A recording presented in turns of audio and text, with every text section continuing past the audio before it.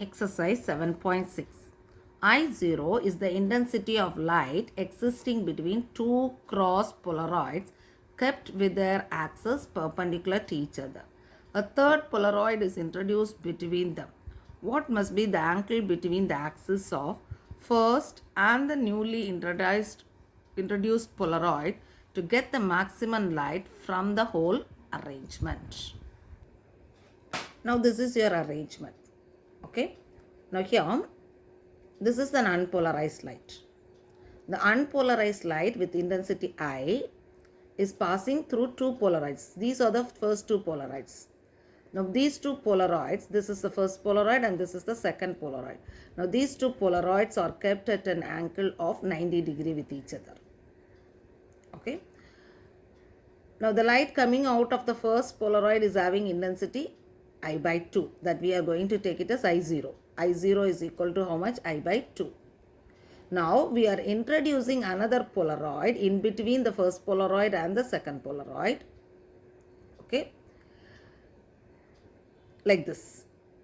Now we have to find out the angle between the first polaroid and the third polaroid. This is the third polaroid. So we have to find out the angle between the first polaroid and the third polaroid. Now we'll write, let P1, P2 and P3 be the three polarides.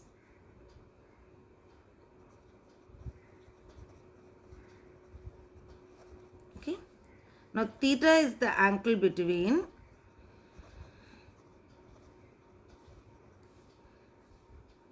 the transmission axis of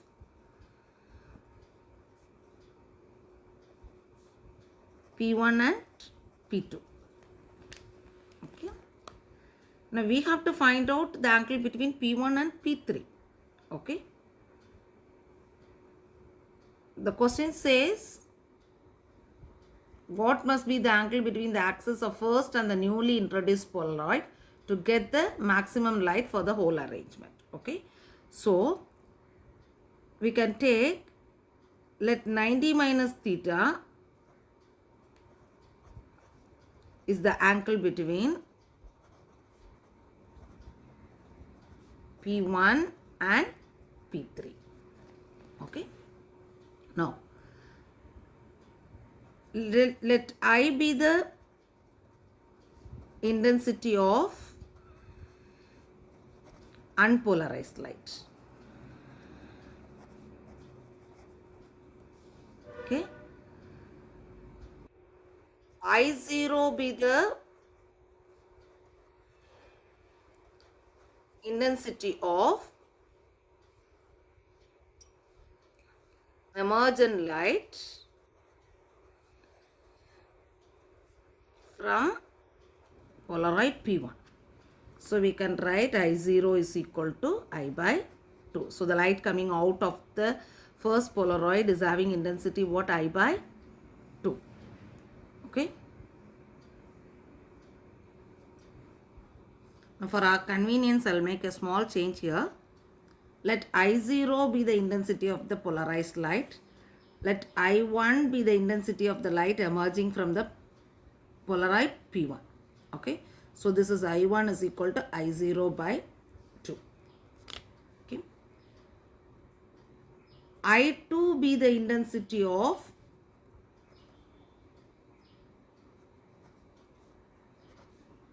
emergent light from P2. Okay. So by Malus law, I can write I2 is equal to I1 cos square theta. So your I1 is I0 by 2. So I2 is equal to I0 by 2 cos square theta. Now I3 be the intensity of emergent light from P3. Okay. So I can write I3 is equal to I2 cos square. The angle between P1 and P3 is what? 90 minus theta. Okay. So here it is 90 minus theta. So for I2 I am going to substitute as I3 is equal to I0 by 2 cos square theta into cos square 90 minus theta. What is cos square 90 minus theta? Sin square theta. So I can write I0 by 2 cos square theta into sin square theta.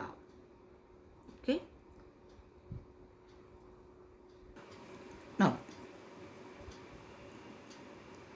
we have to find it out for cos square theta and sin square theta. Now we know the identity of trigonometry.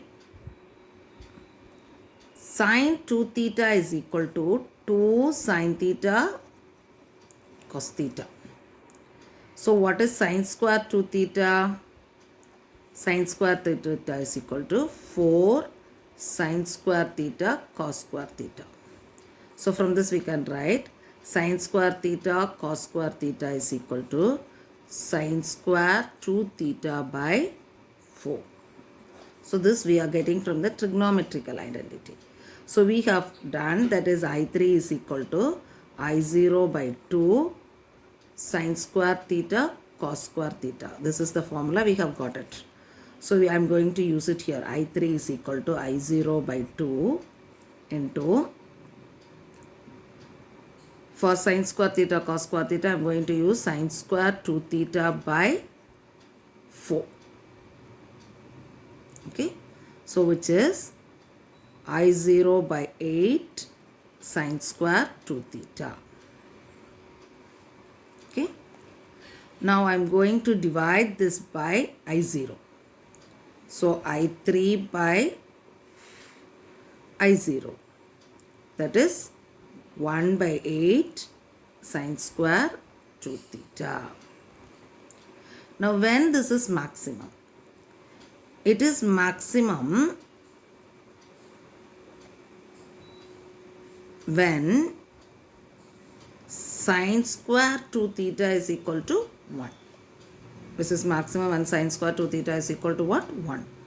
So sin square squaring on both the sides. Here we can remove the square on both the sides. Here 1 square. So remove the square on both the sides. So you will be getting sin 2 theta is equal to 1.